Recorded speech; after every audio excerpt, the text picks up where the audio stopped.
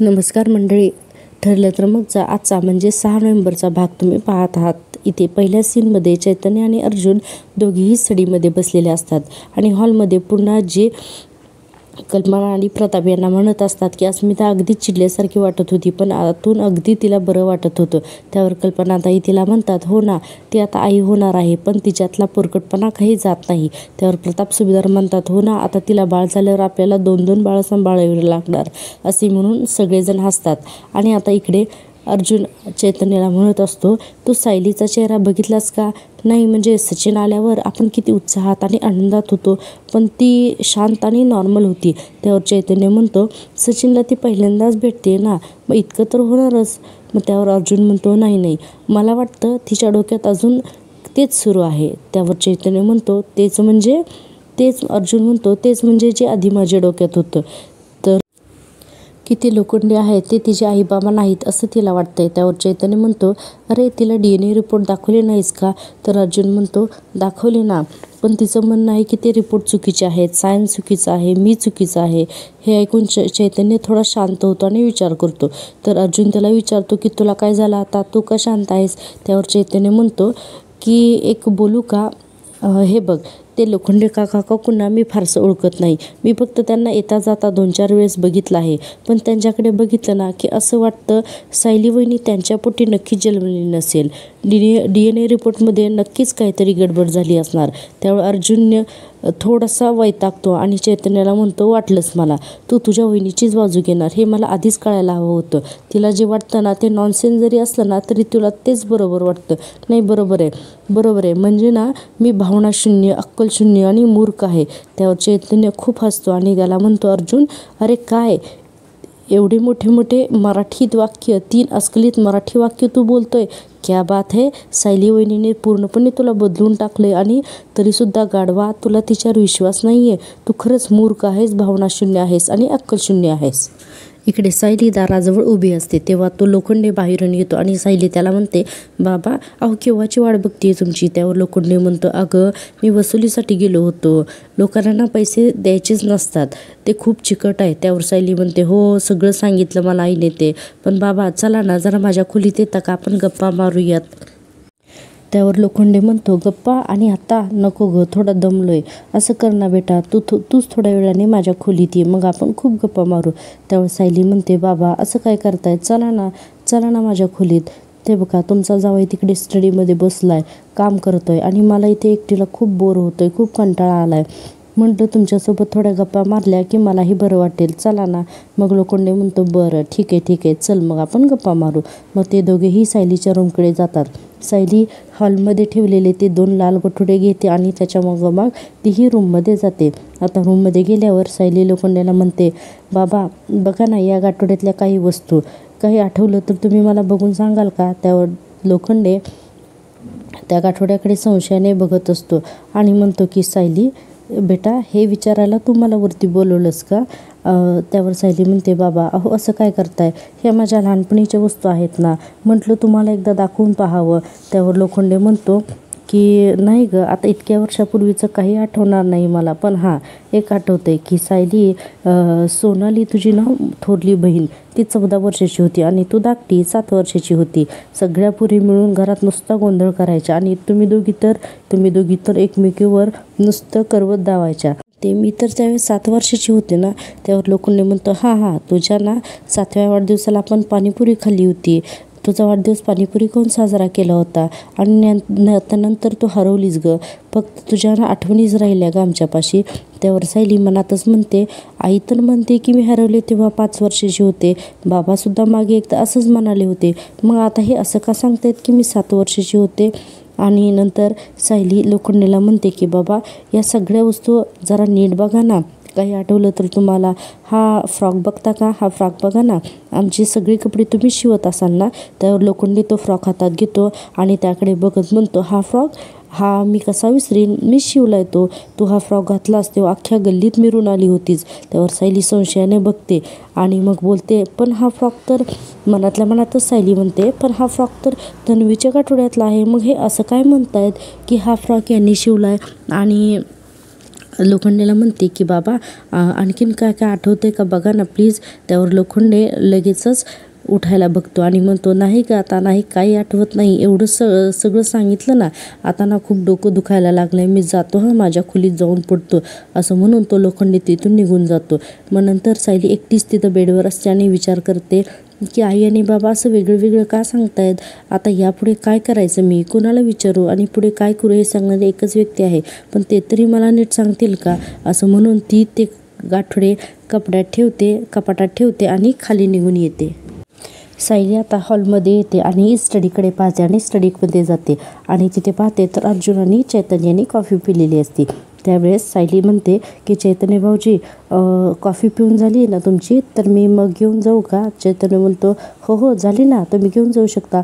सायली मग घेऊन जात असते. तोपर्यंतच तिला आठवतं की अर्जुनने कसं तिला खरं ओळखण्यासाठी तिची कशी मदत केली होती ती.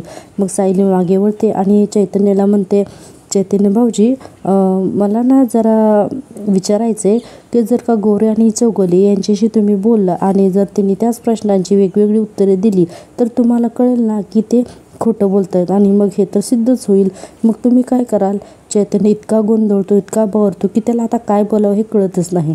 मग तो म्हणतो अगं मी तर इथेच आहे मगापासून, मग मी कसा त्यांना भेटणार. हा सगळ्यांना खूप गोंधळच उडतो. त्यावर अर्जुन म्हणतो हां खूप सिंपल आहे, एकदम सिंपल आहे, काय करायचं. अशा वेळेस दोघांना समोरासमोर एकत्र बसवायचं आणि त्यांना सांगायचं की तुम्ही दोघांनी अशी वेगवेगळी प्रश्नांची उत्तरं दिलेली आहेत आणि जी मॅच होत नाहीत आणि मग ते स्वतःला वाचवण्यासाठी अशी काही इन्फॉर्मेशन देतील की ज्यांना कधीच द्यायची नव्हती. सिंपल आहे ना, सो सिंपल. त्यावर अर्जुन खूपच भाव खातो आणि हे सगळं चैतन्य आणि सायली पाहत असते. सायली थोडीशी रागावते आणि त्यावर चैतन्य म्हणतो हो हो फारच बरोबर आहे. आणि त्यावर सायली म्हणते की चैतन्य भाऊजी मला जरा ना तुमचे गोरे आणि चौगुलेंच्या केसमध्ये जरासा रस वाटला म्हणून मी ना तुम्हाला प्रश्न विचारला, पण म्हणून दुसऱ्या कोणीतरी त्याची उत्तरे द्यायची काही गरज नाही. असं म्हणून सायली तिथून निघून जाते आणि मग ती कॉफीची मग घेऊन जातच असते. त्यावेळेस प्रिया हॉलमध्येच बसलेली असते आणि प्रिया सायलीच्या हालचालींवर अगदी बारीक लक्ष ठेवून असते आणि प्रिया मनातच म्हणते की ही सायली सारखं लोखंडेच्या रूममध्ये का जाते, हिच्यावर ना जरा लक्षच ठेवायला हवं. कारण सायली त्यावेळेस लोखंडेच्या रूममध्येच चाललेली असते आणि आता प्रियासुद्धा तिच्या पाठोपाठ लोखंडेच्या रूममध्येच जाते. आता इकडे अर्जुन खूप रागाला जातो आणि चैतन्याला म्हणत असतो बघितलंस मी इथे तिला इतकी हेल्प करतोय, मी तिला आणि एवढी मदत केली आणि ती मला इथे टॉन्ट मारून जाते. व्हॅल्यूज नाही ना नवऱ्याची, व्हॅल्यूज नाही अजिबात.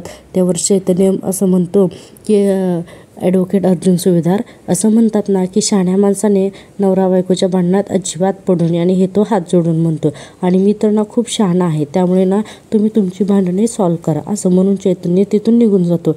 अर्जुन त्यावर त्याला थांबवत म्हणतो अरे थांब ठीक आहे जा.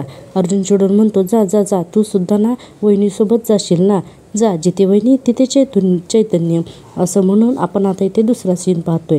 दुसऱ्या सीनमध्ये आपण पाहतोय इकडे लोखंडे आणि मैनावती बोलत असतात. हे बघ मैने आजचा दिवस काय भारी निघाला. मैना म्हणते हां. त्यावर लोखंडे म्हणतो हो गं आज 300 रुपयाची वसुली झाली आणि आणखीन काय मिळालं माहिती आहे. असं म्हणून लोखंडे तिला एक अंगठी देतो. मैना खूपच खुश होते आणि म्हणते हां अंगठी खरी आहे. तो म्हणतो हो गं. तर ती म्हणते हो. तर तो म्हणतो हां रस्त्यात सापडली. असं ते दोघंजण बोलत असतात. तेवढ्यात सायली दारावरती येते आणि म्हणते आई बाबा. मग हे दोघेही पटकन एकदम घाबरतात आणि ते हातातील पैसे आणि अंगठी लपवतात आणि लगेच म्हणतात ये ना ये अगं ये ना सायली बेटा ये. बरं झालं तू आलीस. काय ना की मी येणारच होतो तुझ्याकडे.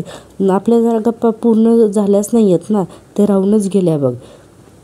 काय झालं की मी ज्या कामासाठी गेलो होतो ना तर ते कामाबद्दल तुझ्या आईला सांगायचं राहिलंच बघ, म्हणून जरा घाईने पुढे आलो, बाकी काही नाही. सायली म्हणते हो ना मला पण ना कुठल्याच प्रश्नाची नीट आणि सरळ उत्तरे मिळाली नाहीत म्हणून मी सुद्धा ना परत आले. आई तू तर मला म्हणालीस की तो फ्रॉक बाबांनी नाही शिवला, पण बाबा तर म्हणाले की तो फ्रॉक त्यांनी शिवला. मग तुमच्या दोघांपैकी नक्की बरोबर कोण बोलते. आता लोखंडे आणि मैनावतीला समजतच नाही की काय बोलावं ते आणि लोखंडे आणि मैनावती एकदम चापसतात आणि ते म्हणतात की मैने तू असं सांगितलंस, तू असं बोललीस तू तिला.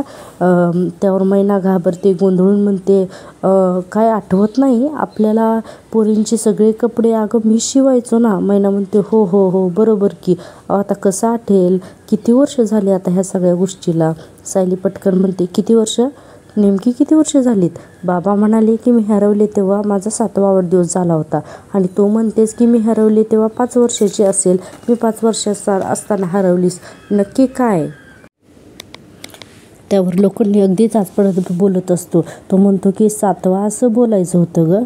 अगं मला 7 बोलायचं होतं पण 5 बोललो त्यावेळेस.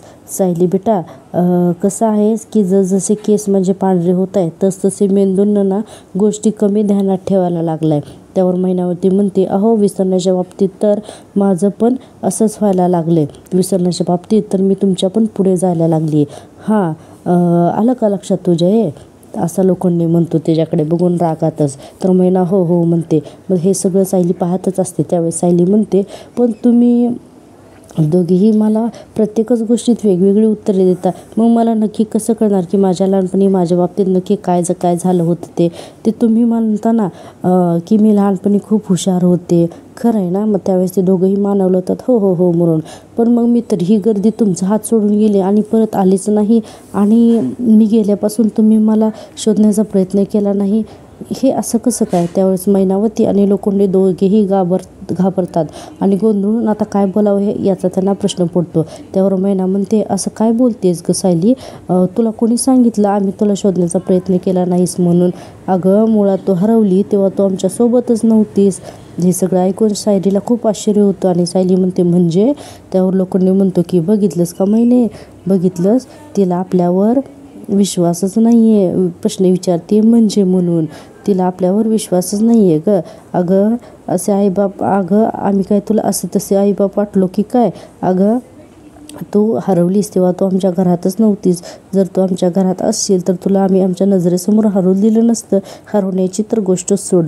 कुठून हिला आणि त्या दिवशी कुठून हिला अवधसा आठवली आणि हिने तुला तुझ्या मावशीकडे पाठवलं. तिथून तू हरवलीस गं. आणि त्यावर सायली आश्चर्याने बघते आणि मग मैना म्हणते आठवली हो त्या दिवशी मला अवधसाच असं आठवली. मग त्या दिवशी सायली म्हणते अगं मग मी मावशीकडे असताना हरवले हे तुम्ही मला कधीच का नाही सांगितलं? त्यावर मैना म्हणते की अगं ते तू कधी विचारलंच नाहीस ना, म्हणून आम्ही तुला सांगितलं नाही. त्यावर सायली म्हणते की कुठे राहते मावशी? मी तिला जाऊन भेटले असते ना. त्यावर लोखंडे मैनावतीला म्हणतो काय गं कुठे राहते गं? दोघांनाही प्रश्न पडतो. सायलीने विचारलेल्या अचानक प्रश्नांची उत्तरे देताना दोघांचा गोंधळ उडत असतोय. मैनाला तर मैना तिला अगदी सापडतच बोलत असते. ते हायवे आहे ना, हायवे तिथं मुलींची शाळा आहे ना, तर त्या शाळेच्या पाठीमागे मातृछाया आहे बघ ते. त्यावरच लोखंडे तिच्याकडे रागाने पाहत म्हणतो मातृछाया निवास आहे ते.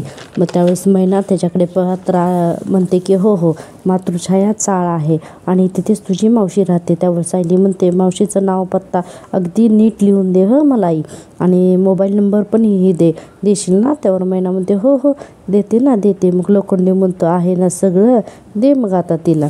आता हे सगळं प्रिया जी आहे तर ते दाराआडून लपून ऐकत असते आणि प्रियाला वाटतं की बापरे हे सगळं काय चालू आहे, आणि प्रिया खूप घाबरते आणि प्रिया म्हणते आता ही माझी मावशी कुठून उपटली? सायली अर्जुन जर का त्या बाईपर्यंत पोचलं ना तर त्यांना कळणार की मी हरवलेली ती मुलगी ही सायली नाही तर मी होते. इकडं अर्जुन सायलीचाच विचार करत असतो. तो म्हणत असतो की सायली बोलली असेल का लोखंडेशी? तिच्या मनात नक्की काय चाललं असेल काहीच कळत नाही. आणि तोपर्यंत सायली आईबाबांच्या रूममधून बाहेर येते. तिच्या पाठोपाठच प्रियासुद्धा येत असते आणि प्रिया पाहते की सायली डायरेक्ट वरती अर्जुनच्या रूममध्ये जाते आणि अर्जुन आता रूममध्येच बसलेला असतो. प्रिया तोपर्यंत खाली विचार करत असते की मैनाने माझ्या कुठल्या मावशीचा पत्ता दिलाय सायलीला? मला आता खोटी मावशी उभी करावी लागणार की काय? पण तेवढा वेळ तरी कुठं आहे? त्यापेक्षा मी ना एक कामच करते, मैनाशी ना गोड बोलून तिच्याकडून आहे ना तो मावशीचा पत्ता मिळतोय का तर ते पाहते. असं म्हणून प्रिया मैनाच्या रूमच्या बाहेर जाऊन उभारलेली असते. तोपर्यंत इकडं आपल्याला दुसरा सीन दाखवला आहे. तोपर्यंत सायली रूममध्ये येते आणि मनातच विचार करत असते की पुढे काय करायचं ते आता मला हेच सांगू शकतील, पण ह्यांना विचारण्याची चोरी यांच्यातील चिडका बब्बा लगेचच बाहेर पडेल.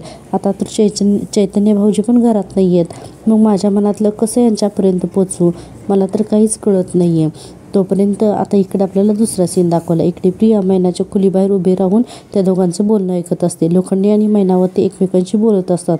लोखंडेचं बोलणं आणि मैनावतीचं बोलणं ऐकून प्रिया खूप संतापते. मैना म्हणत असते की किती पटापट प्रश्न विचारत होती सायली. मी तर घाबरून तिला पटकन सांगूनच टाकलं की अगं तुझी मावशी आहे आणि तू तिच्याकडे होतीस, हरवली तेव्हा माझ्याकडे नव्हतीच.